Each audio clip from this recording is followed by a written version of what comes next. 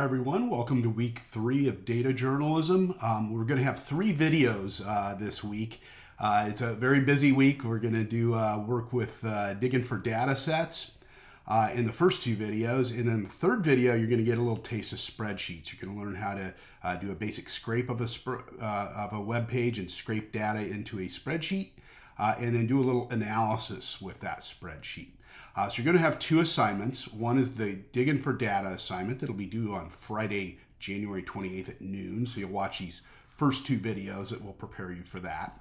And then the third video is for the Analyzing Bridge Inspections database. It's an inspection of all bridges in the U.S. And you'll see some very startling information in there. And we're going to review that video. That video will prepare you for this exercise linked right here.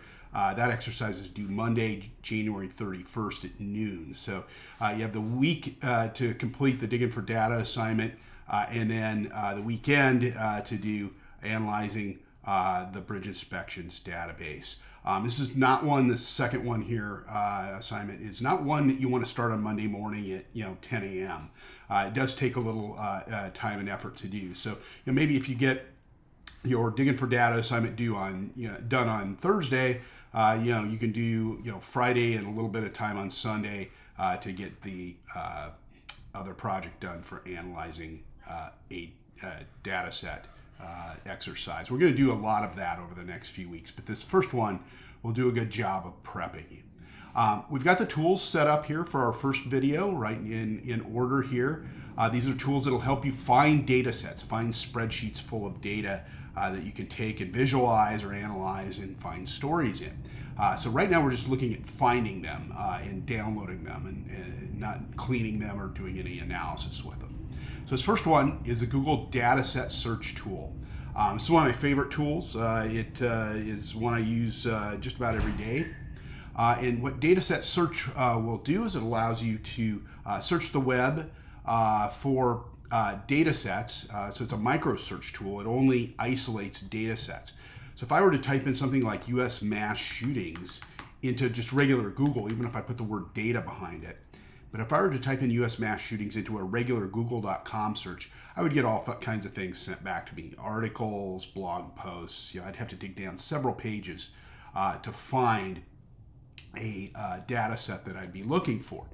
The dataset search tool parses all that away. It works kind of like Google Scholar, which only isolates academic journals and case law. This only focuses on data sets. So Google has a lot of these micro search sites. Here we go. We did U.S. mass shootings. And down the left-hand tab gives me several different choices here, more than 100.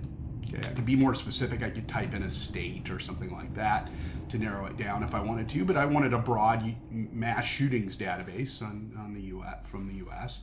And notice as I click on each one of these, the information changes. Okay, Google doesn't fact check the data sets for us. This is our job as journalists, our due diligence, but it does provide information about that data set. So you can go through here and decide, hey, is this even worth me downloading? Well, yeah, I've read, all the criteria here. It's got, most of these are public record, meaning you can use them, or they have an open commons or Creative Commons license on it that allows you to share it anywhere. So you can hit the Explore button here, and you can download it at Kaggle, and it's also available at Data World. Most of these are free downloads. There are occasional ones that you'll run across that are paid.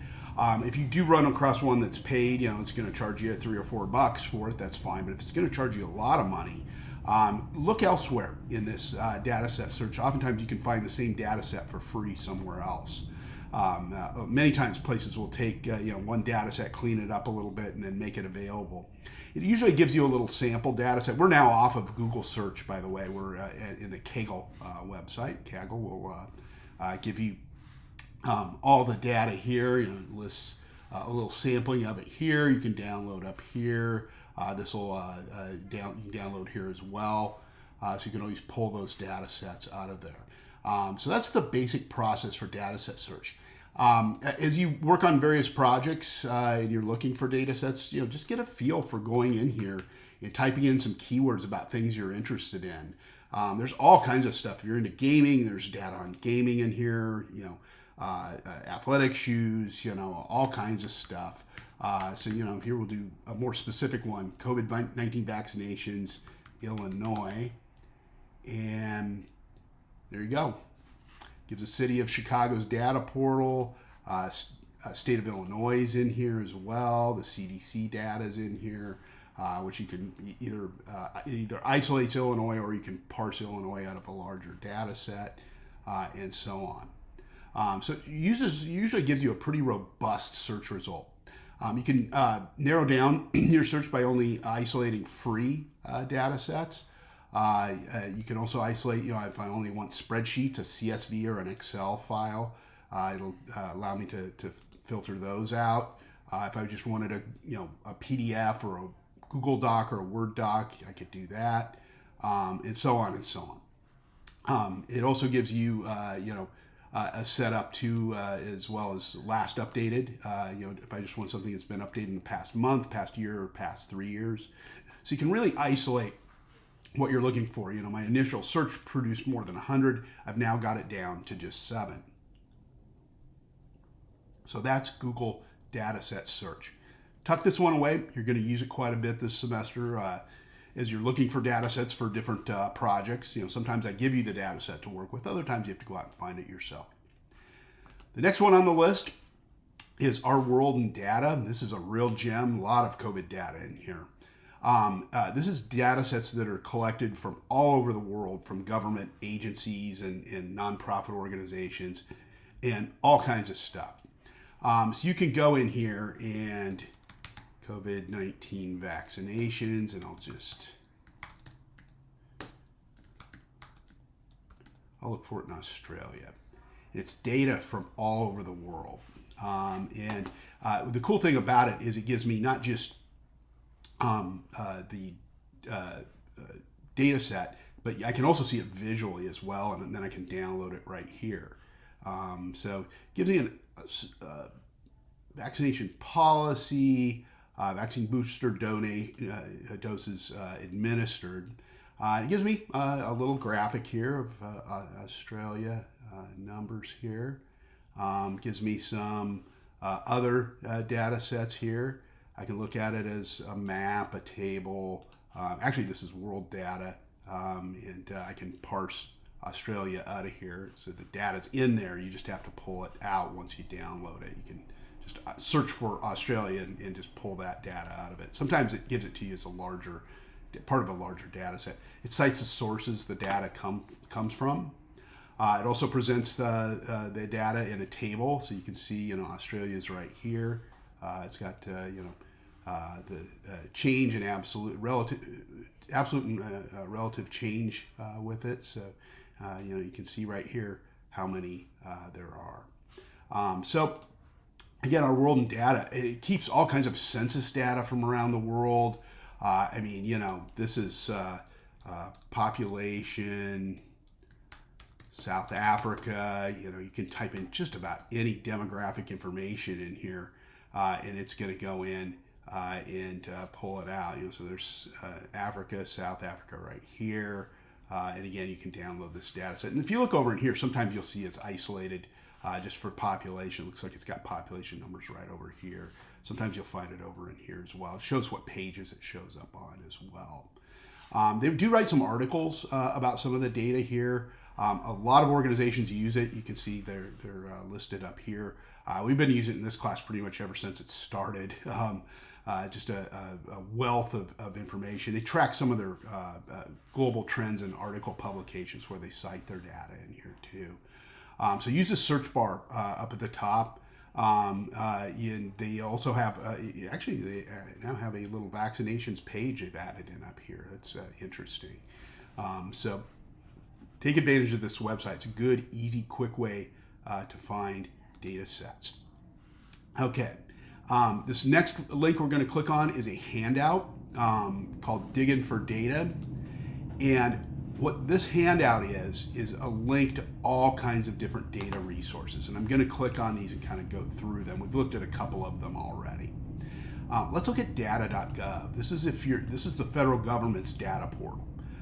So this is kind of where you come to see the overview of things. You can type in any topic you want here, something related to the Environmental Protection Agency. I can look, it gives me credit card complaints. So let's take a look and see what's there. And this is the main federal government data portal. So it gave me all these college credit card marketing agreements data. There's also been a lot of complaints, on predatory lending with credit card companies with students, and how they target students. All kinds of data sets in here. And again, they're available CSV files, so you can download them as a spreadsheet. JSON, which is a shape file. It depends if you're doing mapping. We'll get into JSON a little later in the semester. But most of what you'll be looking for are CSVs. Occasionally, it'll offer something as a PDF. PDFs are a little bit of a pain because you do have to go in and scrape the data out of them and move them over into a spreadsheet. But we'll show you how to do that a little later in the semester. It's not that difficult to do. So that's data.gov. Another tool that we have on here, we have two of them, Census Explorer and Census Reporter, I think is really the best one. We had the census in 2020. They started releasing some of the census data in August of 2021. There were big headlines two big headlines for Chicago. One, we gained 50,000 residents, and we're still the third largest city in the U.S. We were afraid Houston was going to pass us. We also discovered that our Latino population had grown quite a bit over the last 10 years and had surpassed the number of African Americans in Chicago.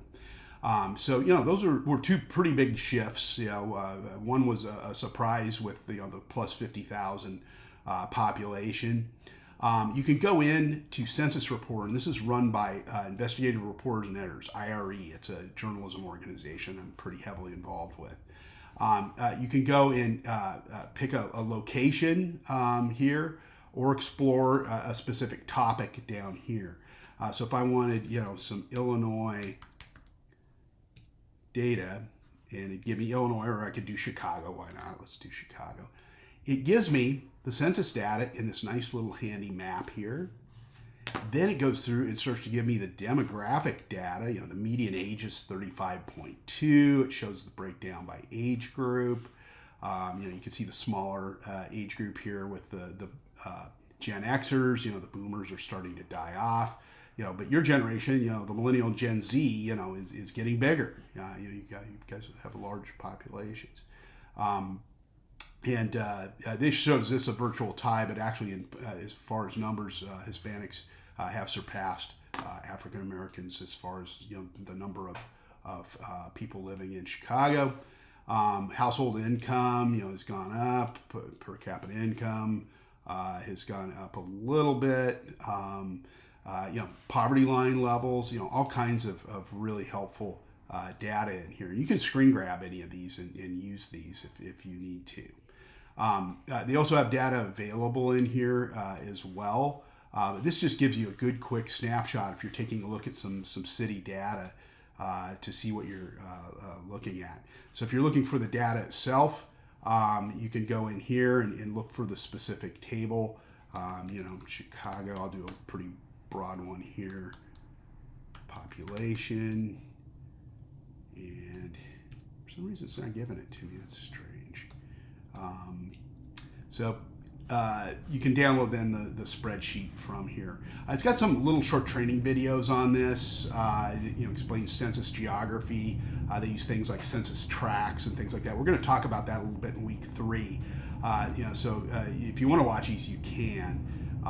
But I would definitely, just kind of play around with this and start typing in. Maybe if you live outside of Chicago, put in a different city name or something like that. So that's Census Reporter. The U.S. Census website is big and very, very confusing. Census Reporter just helps make sense of it. ProPublica, which is a nonprofit investigative organization, does a lot of really, really cool data viz work. They have a little thing called their data store that you can plug into. We're actually going to look at dollars for docs here in a couple of weeks.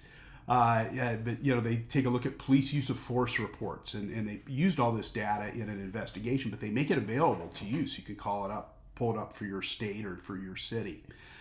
So this is their little data store. Many of them are free to download. Others do charge. So they do charge for some of them.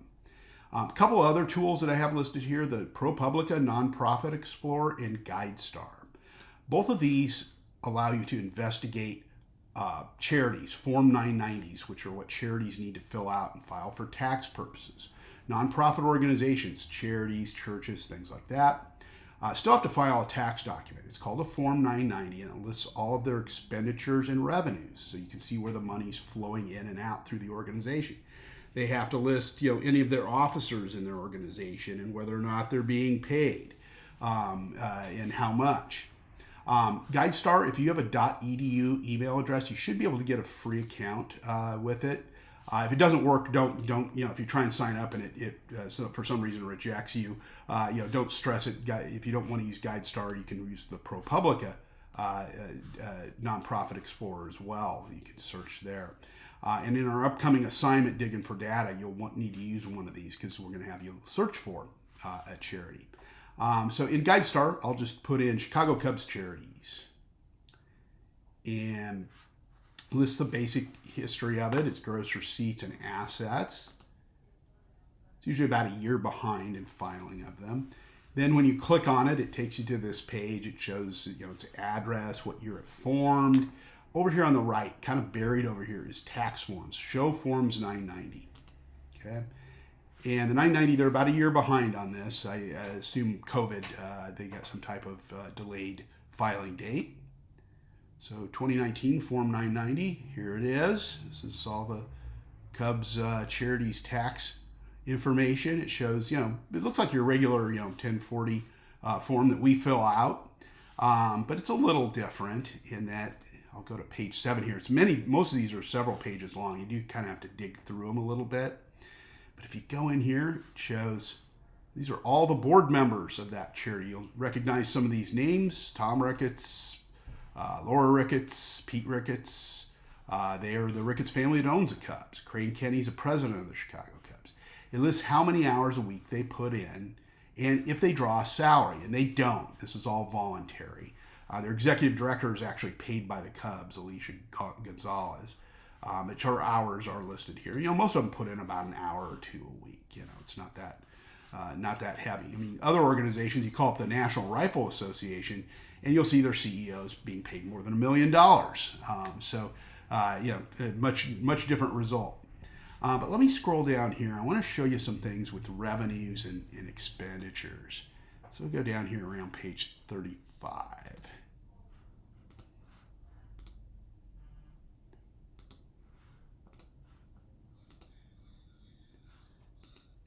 See a lot of revenue information here. Page 37. This shows where they're spending their money. So the Cubs have, millions of dollars that come in each year in charitable donations, and then they turn around and donate that money for certain projects, oftentimes other charities. As you can see in here, not a lot of surprises. The Anthony Rizzo Family Foundation, which, cancer victims, because Anthony's a cancer survivor. Also to Parkland High School, because he went to Parkland High School, which was where they had the school shooting. So they've donated some money there. They actually now give money to LGBTQ charities. Cubs didn't for many years, but I noticed in 2019 they started giving just a little bit of money to Center on Halsted for an event sponsorship. I would have a pretty good guess that's probably, I would have to check this, but I would have a pretty good guess that has something to do with the Pride Parade. But for years they didn't, which I always thought was a little suspicious in that, their ballpark borders Boys Town, and they have a float in the Gay Pride Parade, and they do a Pride Day at the ballpark. But they weren't really putting their money where their mouth is. But as you go through here, they donate a lot of money to sports-related charities and community centers, things that help kids, the typical stuff. But this is a good way to see how they are spending their money. Again, all this is public record. So That's the how to use GuideStar. If GuideStar is giving you trouble and won't let you set up a free account, it tries to want to charge you. Just use a .edu email to log in. It should be fine. But if it doesn't work, just use the ProPublica Nonprofit Explorer. This was just updated in November of 2021, so it's pretty current. On the homepage, it lists what states or what state the top foundations are located in and how much revenue they have coming in. The Kaiser Foundation has billions coming. I mean, there's a lot of money changing hands here. The Cleveland Clinic, a lot of these are health-related ones. So they have a lot of revenue. And you can call it up by state or just open up, the Kaiser Foundation, and there's their 2019 Form 990. You can just click on the little green button here. It gives you a little overview of the organization as well. So let me go in here and search. Let me search for the National Rifle Foundation.